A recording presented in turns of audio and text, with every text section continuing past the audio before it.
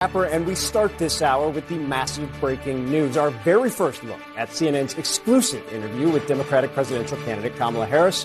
Harris and her running mate, Governor Tim Walz, sat down with CNN's Dana Bash, an interview that wrapped up just moments ago in Georgia, where Harris and Walz are trying to win over voters in what will be one of the most important swing states in this election. Now, this is the pair's first interview as the Democratic ticket, and it's Harris's first interview since the presidential race was upended less than 6 weeks ago. And I want to go straight to CNN's Dana Bash. Dana, a pivotal time, a pivotal moment in this campaign. The first ballots get mailed out next week. Tell us about the conversation. Hi, Phil. Well, it was wide-ranging. We talked about several issues that are very important to voters, including and especially, of course, the economy, affordability.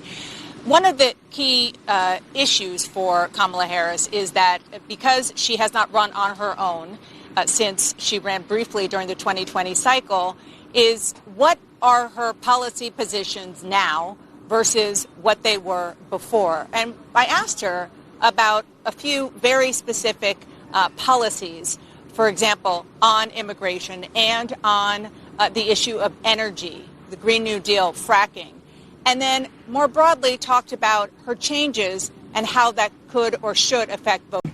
How should voters look at some of the changes that you've made, that you've explained some of here in your policy? Is it because you have more experience now and you've learned more about the information? Is it because you were running for president in a Democratic primary? And should they feel comfortable and confident that what you're saying now is going to be your policy moving forward? Dana, I think the most important and most significant aspect of my policy perspective and decisions is my values have not changed. You mentioned the Green New Deal. I have always believed, and I have worked on it, that the climate crisis is real, that it is an urgent matter to which we should apply metrics that include holding ourselves to deadlines around time. We did that with the Inflation Reduction Act. We have set goals for the United States of America and by extension the globe around when we should meet certain standards for reduction of greenhouse gas emissions, as an example. That value has not changed. It doesn't inspire confidence in me as a woman. I mean, everyone's supposed to be celebrating that she could be our first female president and she can't even do a sit-down interview on her own. I got news for you, Madam Harris. That's not how the presidency is supposed to work. You actually are a single individual imbued with a lot of power. Go read Article 2. And you don't get to do it with your binky right next to you. Your big white blankie for every interview. That's what he is. That actually works perfectly. I used to have a big white blankie that I carried everywhere. He happens to be white, and he is her big white blankie that she needs in order to talk to the press. Harris was put in charge, as you said earlier, of combating the roots of immigration. She was not and is not the borders are. And the Biden administration did task Vice President Kamala Harris with the issue of migrant crossings, naming her the so-called border czar. Look, unfortunately for America, the court isn't necessarily wrong that this is the way the framers wanted it to be. They wanted Congress, the people who are closest to their constituents, to be able to make the rules of the laws. You well know the Trump administration negotiated the withdrawal agreement from Afghanistan with the Taliban and the State Department.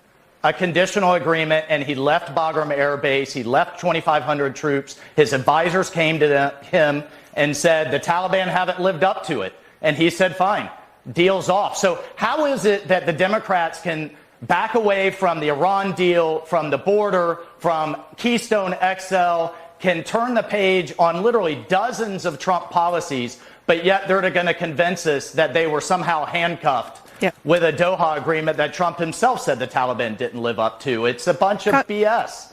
And they know it. And to not acknowledge that is a slap in the face to the veterans and the Gold Star families. Senator, and they're the ones that have gone after political opponents. There's no evidence that Joe Biden has gone after political opponents. Is this Joe Biden with a mask on? That's beside the point. But you have to remember that Kamala Harris, if elected, she wants to pack the court. And you're going to see complete mayhem and abuse of her with the lawfare. Kamala Harris cannot win. He even called for termination of the United States Supreme, the supreme land of our nation, the United States Constitution. The Trump campaign says the interview only lasted 18 minutes. We'll see. But the shot was a mess. She looked small and hunched over on a table from Office Max, squished in between Dana Bash and her chaperone, who towers over her inside a backlit cafe with her bus looming out the window. Not presidential. And with a month to prepare, this is the best Kamala could do. How should voters look at some of the changes that you've made, that you've explained some of here in your policy? Is it because you have more experience now and you've learned more about the information? Is it because you were running for president in a Democratic primary? And should they feel comfortable and confident that what you're saying now is going to be your policy moving forward? Dana, I think the most important and most significant aspect of my policy perspective and decisions is my values have not changed. You mentioned the Green New Deal. I have always believed, and I have worked on it, that the climate crisis is real, that it is an urgent matter to which we should apply metrics that include holding ourselves to deadlines around time. We did that with the Inflation Reduction Act. We have set goals for the United States of America and, by extension, the globe around when we should meet certain standards for reduction of greenhouse gas emissions, as an example. That value has not changed.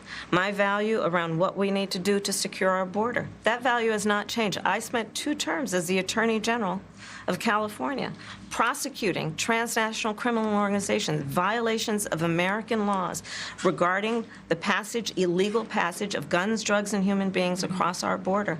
My values have not changed. CNN asked Kamala, why didn't you flip-flop on everything? And she said, no, I didn't. CNN even gave her options. Maybe it was because of this, maybe it was because of that. Hint, hint. No. Kamala denied changing her position on everything, even though her campaign spent the last month saying she changed her position on everything. She just said, I'm the same California socialist who ran for president as the most liberal member of the Senate. Her values haven't changed. First, she said she prosecuted human beings crossing the border. Then when she was running for president, she said it's not illegal to cross the border. Then when she was the border czar, she didn't prosecute anybody crossing the border. And now that she's running for president, she wants to build a wall. And her values haven't changed. Okay. Look, this is what she said on the Green New Deal. She sponsored a bill so you won't be able to buy a gas-powered car in 20 years. And then her campaign says she doesn't believe that anymore, even though that's what she did in the Biden administration. Then she makes a huge mistake and admits the Inflation Reduction Act was really just the Green New Deal, and says this: it is an urgent matter to which we should apply metrics that include holding ourselves to deadlines around time. Deadlines around time. What other kind of deadlines are there? And yeah, Biden's Green New Deal, which she cast the deciding vote to pass, which jacked up inflation, creates deadlines around time for gas-powered cars to be phased out. So she values getting rid of the car you drive, even though her campaign literally said yesterday she didn't want to do that. I think the naivety of some that question that she may have changed on some things, they're comparing something that may have been 4 years ago with something that was 4 years later. The situation changed. Right. Let's keep it simple for Al. And happy DEI Thursday, by the way. The situation changed because of what Biden-Harris did to the country. Biden-Harris opened the border, it backfired, and now Harris wants to build a wall to get elected. Isn't it amazing? They go 3 years and now they say, oh, we're going to do this, we're going to do that. The only good thing that she's flip-flopping, she's the greatest flip-flopper, things that she never even thought of. She probably goes back to her room and gets sick to her stomach when she says what she has to say, because she's a Marxist, she's a fascist. The Harris campaign's starting to leak. The Biden campaign never leaked because it was just a bunch of old friends from Delaware who never talked to anybody. But Harris inherited the Biden campaign, brought in her loyalists, and then Obama parachuted his people on top. So there's 3 warring camps inside the Harris campaign, and none of them trust each other. Axios reporting there's serious tensions between Obama world and Biden world. The feeling inside of the Frankenstein-Harris campaign, nobody knows who's the boss. And the staff's confused and frustrated by having to defend Kamala's flip-flops and radical record. Kamala's just as confused as her staff. He even called for termination of the United States Supreme, the supreme land of our nation, the United States Constitution. Think about what that means. I don't know what that means, and neither does she. She's been cramming too hard for the debate and can't get her lines straight. She went from Barack Obama to Joe Biden. The Democrat numbers guru, Nate Silver, says the odds have shifted back to Trump as the favorite. Imagine getting a month of adoring press coverage and you're fresh off your convention with Oprah and Michelle, and the numbers say you're going to lose. If Trump got a month of the coverage Kamala got, he'd win New York, California, and Hawaii. The fundamentals of this race haven't changed. Their ticket just got a facelift. Americans, now more than ever, believe the American dream is out of reach. And Harris, who presided over the disappearance of hope and dreams, is running against herself, trying to fool you into thinking she had nothing to do with the last 4 years.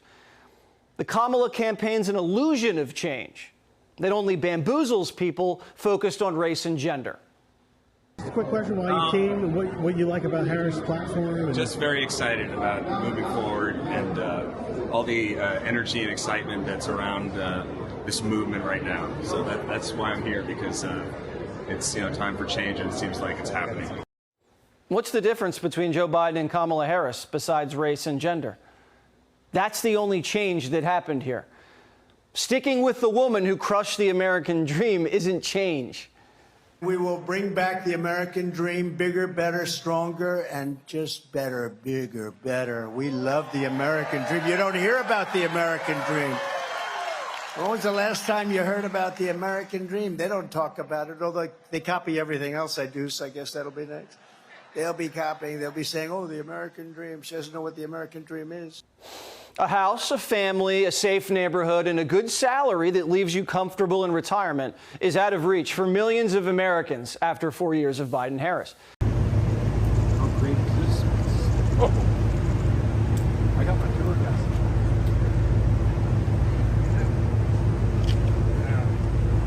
All right, Governor. All right, here it is. Go, cookout time. Cookout time. All right, this guy. First, we need to stay back. You can't see. Hi, everybody. How are you?